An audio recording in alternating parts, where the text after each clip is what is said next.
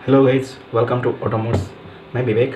आज का ये वीडियो बहुत छोटा होने वाला है क्योंकि मैं आप लोगों को ये बताने वाला हूँ कि आपको पल्सर स्विच कौन से खरीदने हैं, क्योंकि पल्सर का बहुत सारे मॉडल आते हैं।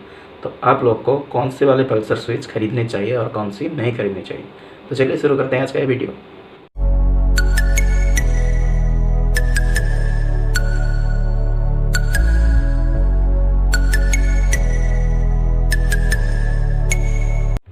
फ्रेंड्स, आज का ये जो वीडियो आप देख रहे हैं ये स्विच के रिलेटेड है। आप थंबनेल पे भी देखे होंगे, इसलिए क्लिक करके इधर आए कि क्या हो गया ऐसा कि पल्सर स्विच हमें नहीं खरीदना है। तो पल्सर का स्विच में कोई भी दिक्कत नहीं आया है, बस जो थंबनेल में पिक है उसी वाला पिक में जो स्विच है उसी को नहीं खरीदना है। तो मैं आपको डिटेल्स में बता देता हूँ कौन सा स्विच आपको नहीं खरीदना है। तो जो स्विच आपको नहीं खरीदना है ये वाला स्विच है। ये जो स्विच है ये देख रहे हैं, ये है पल्सर का स्विच।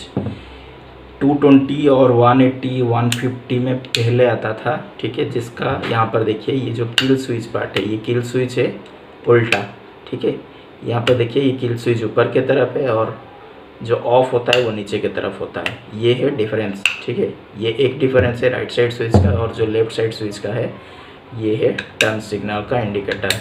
इसका जो सेंटर है, सेंटर बटन नहीं है। टर्न सिग्नल ऑफ करने का जो बटन आता था, जो आता है अभी भी आता है, वो नहीं है, ठीक है। तो ये स्विच इसीलिए आपको नहीं खरीदना है। और इसका सबसे बड़ा रीज़न ये है कि मैंने जैसे बताया था पल्सर का जो हॉर्न का स्विच है वो नेगेटिव में रहता है, उसको आपको चेंज करने में पॉजिटिव में देना पड़ता है। तो ये वाला जो बाइक का स्विच है, ये वाला जो स्विच आपको मैं दिखा रहा हूँ, ये स्विच में सारे के सारे स्विच नेगेटिव में कंट्रोल होते हैं। इस पर कोई भी स्विच इस पर पॉजिटिव में कंट्रोल नहीं होता है, सारे के सारे नेगेटिव में कंट्रोल होते हैं। सारे के सारे स्विच में नेगेटिव स्विचिंग दिया गया है क्योंकि ये सारे सेंसर स्विच है। इसमें मैग्नेटिक सेंसर लगा हुआ है। आप अगर कोई भी स्विच प्रेस कर रहे हैं तो ये स्विच के ऊपर एक मैग्नेट रहता है, वो जाके सेंसर को टच करता है, जिसके कारण ये स्विच काम करता है। तो वो सिर्फ नेगेटिव स्विचिंग में काम करता है।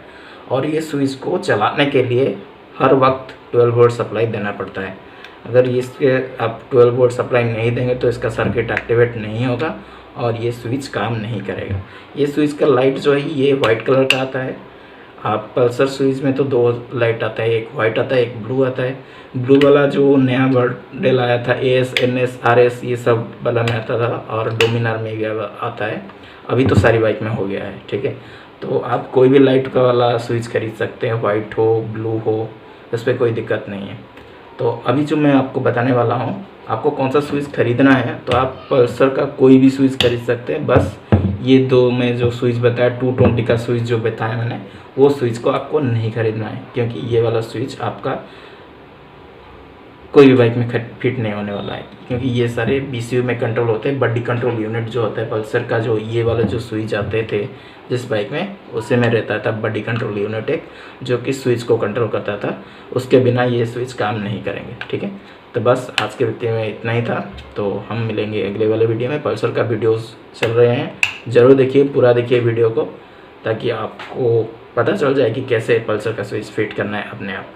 क्योंकि बेकार में पैसा खर्च करेंगे मैकेनिक के पास जाके। मैकेनिक वैसे भी वायर काट देते हैं, पल्सर स्विच लगाने के लिए आपको वायर कटिंग करने भी ज़रूरत नहीं है।